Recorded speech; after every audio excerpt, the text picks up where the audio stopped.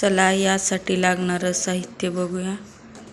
कांदा, कोथिंबीर, टोमॅटो, हिरवी मिरची आणि 4 बटाटे घेतले आहेत साल काढून स्वच्छ धुवून. आता खिसून घेत आहे. खिसायचं झाल्यानंतर हिरवी मिरची, कांदा, टोमॅटो, कोथिंबीर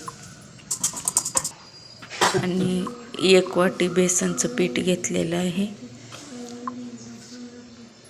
चवीपुरतं मीठ, हळद हे सर्व मिश्रण मिक्स करून घेऊ. थोडं थोडं पाणी टाकून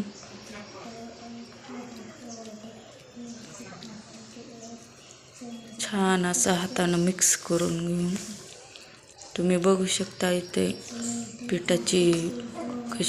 पीठ कसं झालेलं आहे. तव्यावर थोडंसं तेल टाकून हे बॅटर पसरवून घ्यायचं आहे.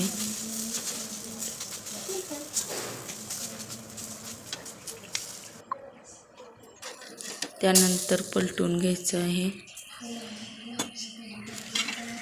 दोन्ही साईडकडून चांगलं खरपूस भाजून घ्यायचं आहे. चला कसे वाटली ही रेसिपी बघा. किती छान कुरकुरीत